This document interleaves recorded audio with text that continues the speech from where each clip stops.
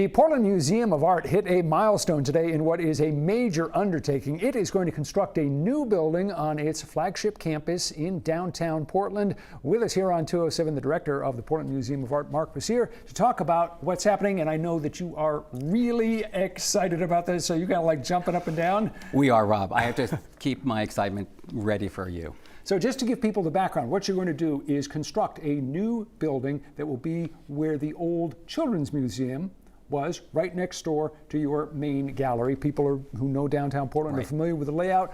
When you put out the word to architectural firms to make their offer on what they could do, what did you say? What was it that you wanted in this new building? You know, what we were looking for, I think, the most was the notion of equity, flexibility, and future proof. Ways in which museums have not thought about in the past in new buildings. We wanted this building to be different. So we put out a request for qualifications that was different from anything a museum has done in a long time. So today you announced the 4 finalists that you have chosen, and one of these 4 will be the firm that ends up making the design for the new building. How many submissions did you get? 104 submissions from 20 different countries and an incredibly diverse group of candidates or applicants. And these are architectural firms from around the globe. Around the globe, Japan, Holland, France, you name it, over 20 countries. Obviously, in a process like this, you're hoping for a big response.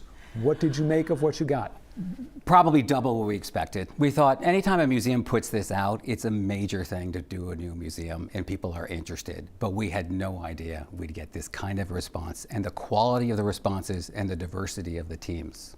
We've got some idea of what the kind of work is that these firms do. So let's take a look. We've got 4 images. All right. Let's begin with one from Ajay Associates, which is based in London and New York. It designed this building, the Smithsonian National Museum of African American History and Culture in Washington, D.C. That was a major project that has gotten a lot of attention. You know, David Ajay, who's originally from Ghana and has offices in London and New York, this was probably the most important museum built in the past 25 years. What they did, the process, the community involvement, the care for this building, the, I would say, sanctity of the site and of the stories that they had to tell. This was an incredible project for David Ajay and very successful. Another one of the finalists, Lever Architecture, based in Portland and Los Angeles, which designed the Adidas North American headquarters in Portland, Oregon. What kind of rang your bell with this? You know, this rang our bell because it's not only a single building, it's a campus. And Adidas is not like a typical corporation. There's community areas, there's thinker spaces, there are creative spaces, there are places for workers to be. There's a community feeling to the building that we liked. Also, they are innovators in using sustainable wood. So most of this campus is actually made out of wood. The architecture that defines much of downtown Portland is the classic late 1800s, early 1900s, a lot of brick. When you put out the request for proposals, did you say we want something that would be kind of traditional, that would blend in well with the city? Or did you say, in effect, we want you to go in a different direction? You know, I love brick, and brick is really fantastic. But what we really wanted the architects to think about was, you have McClellan House, Lorenzo de Medici Sweat Memorial Gallery, the I.M. Pei building, and the Clapp building, 4 magnificent examples of architecture in Maine. We needed a building as good as those buildings. We were asking for a building that is as strong as those, not one that's subservient. I do think we are interested in sustainability, so let's definitely be focused on thinking about local materials in terms of the final product. Let's look at the 2 other architectural firms and buildings. Keep them going. This is great. Thank you. I'm good. Here's one from MVRDV. This is a building called the Depot, which is in Rotterdam in the Netherlands. You know, the Depot also, most recently, though the Ajay building was a few years ago, this has been the hottest ticket in the museum world in the past few years. It's actually a building that is designed to have the storage of another museum in it. And it's all about accessibility and how you move people through the building.